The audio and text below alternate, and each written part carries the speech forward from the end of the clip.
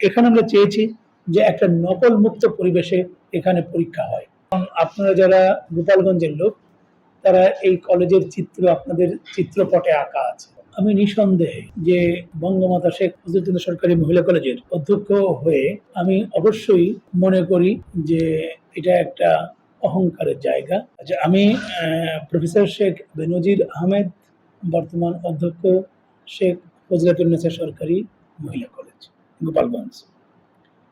আমি আমার চাকরি জীবন 16 BCSর মাধ্যমে 1996 সালে আমি মূলত একজন প্রভাষক হিসাবে, একজন কর্মকর্তা হিসেবে আমি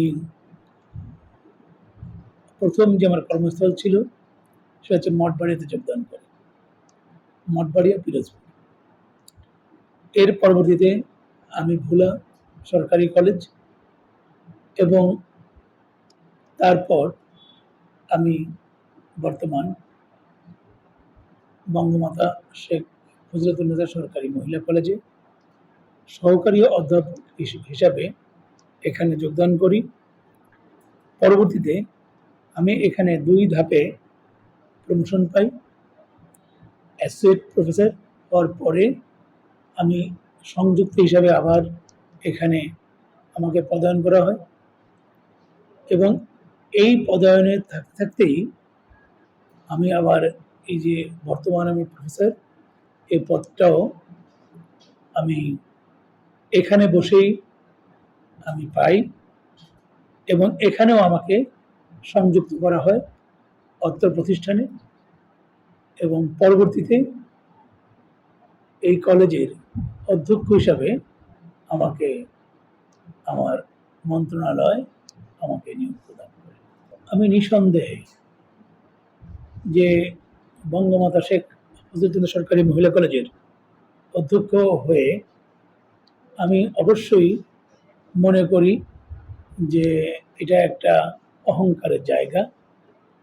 বিশেষ করে এই দিক থেকে বলবো যে আমি কিছুটা হলেও এই নামের প্রতি শ্রদ্ধা রেখে আমি তার নামটাকে যেন আরও ছাত্রীদের মাঝে ছড়িয়ে ছিটিয়ে দিতে পারি, সেটাই আমার একটা বড় সুযোগ।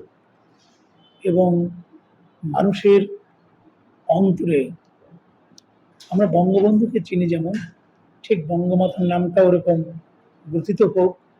আমি একজন মহিষী নারী এবং তার নামাঙ্কিত এই কলেজটি এটা দিন দিন অথবা উত্তরোত্তর উন্নতি লাভ করুক আমার হাত দিয়ে, এই সুযোগ আমাকে বর্তমান সরকার করিয়ে দেওয়ার জন্য সত্যি আমি আনন্দিত এবং আমি গর্বিত। আসলে আগে কেমন ছিল সেটা যদি আমি বলি তাহলে হয়তো কিছুটা আমাদের বদনাম বলা হবে, তো আমি সেটা নাইবা বলি। কারণ আপনারা যারা গোপালগঞ্জের লোক, তারা এই কলেজের চিত্র আপনাদের চিত্রপটে আঁকা আছে, আর বর্তমান চিত্রটাও আপনাদের চিত্রপটে আমি মনে করি আঁকা হবে। তা দুটোকে যদি আপনারা পাশাপাশি করেন তাহলে কিন্তু আপনি বুঝতে পারবেন যে আসলে এই কলেজটা কতটা উন্নতি হয়েছে বা আমি আমার পরিকল্পনা কি সেটা কিছুটা হলেও আপনারা অনুময়। এবং আপনারা দেখেন যে এখানে আগে আমাদের বিশেষ করে গোপালগঞ্জ, সমগ্র গোপালগঞ্জেই সুপেয় পানির খুব অভাব। আমি প্রথমে এসে চিন্তা করলাম যে আমি আগেই যে আমার এখানে হাজার হাজার স্টুডেন্ট আছে, 2 এখানে বঙ্গবন্ধু সরকারি কলেজের হাজার হাজার ছেলে মেয়ে এখানে পরীক্ষা দেয়। তো এই যে পানি এখানে আমার এখানে 3 ঘন্টা 4 ঘন্টা এক একটা ছেলে মেয়ে অবস্থান করে, তো তাদের যে পানির প্রয়োজন, তো নিরাপদ পানি কোথার থেকে পাবে? এই জন্য আমি প্রথম এসেই এখানে নিরাপদ পানির ব্যবস্থা করি এবং আমার হোস্টেলেও আমি সেই একই ব্যবস্থা অব্যাহত রেখেছি। প্রথম আমি পানির কাজে হাত দিই এবং এটা আমি সাকসেসফুল এবং হাজার হাজার লিটার পানি প্রতিদিন আমার এখান থেকে যায় এবং সত্যি আমার এই পানির সমস্যা দূর হয়েছে। শুধু এখানে না, বাইরেরও অনেক সময় যখন পড়ে এই গরমে অনেকেই কিন্তু আমাদের এখান থেকে পানি নিয়েছে, আমরা কিন্তু দিয়েছি। আমাদের কলেজ যখন বন্ধ ছিল তখন কিন্তু অনেকেই কিন্তু বাইরের থেকে এসে অনেক দিনমজুর, অনেক রিক্সাওয়ালা এরা কিন্তু অনেকে পানি চেয়েছে। এখানে আমরা চেয়েছি যে একটা নকল মুক্ত পরিবেশে এখানে পরীক্ষা হয়। এটা ফ্রম ভেরি বিগিনিং।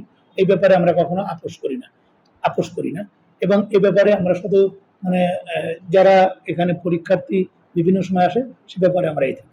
এবং আরেকটা জিনিস যে আমরা যে লেখাপড়ার ব্যাপারটাকে ইনশিওর করেছি। আমরা যেমন গেট আপ সুন্দর করেছি, যেমন আমরা এখানে অ্যামিউজমেন্টের ব্যবস্থা করেছি। আমাদের এখানে প্রতি বছরই খেলাধুলার ব্যবস্থা আছে। আমাদের মেয়েরা বিভিন্ন জায়গায় খেলাধুলা করতে চায়। আমাদের এখানে কোনো বিশ্রামাগার ছিল না, আমরা সেগুলো তৈরি করেছি। যেমন আমরা ওখানে স্টুডেন্ট একটা ক্যান্টিন তৈরি করেছি, ক্যান্টিনের ওখানে একটা ছাতি তৈরি করেছি যেখানে মেয়েরা বসে তারা একটু অ্যামিউজমেন্ট এর সময়টা সেখানে পায়। এবং আমরা আমাদের এখানে গ্যারেজ ছিল না, আমরা এই যে বিভিন্ন পরীক্ষার্থীরা আসে সেই গ্যারেজ আমরা করেছি, তাদের গাড়িগুলো কোথায় রাখবে, আমাদের টিচারদের গাড়ি, সেসব সব কিছুতে আমরা একটা শৃঙ্খলার ভিতরে নিয়ে আসছি এবং এই ছোট ছোট অবকাঠামো আমরা তৈরি করেছি এবং এগুলো একদিক দিয়ে আমাদের কলেজের শ্রীবৃদ্ধি করেছে এবং আমাদের একটা আমরা কিন্তু একটা মানে শৃঙ্খলায় আসতে আমাদের সহযোগিতা হয়েছে।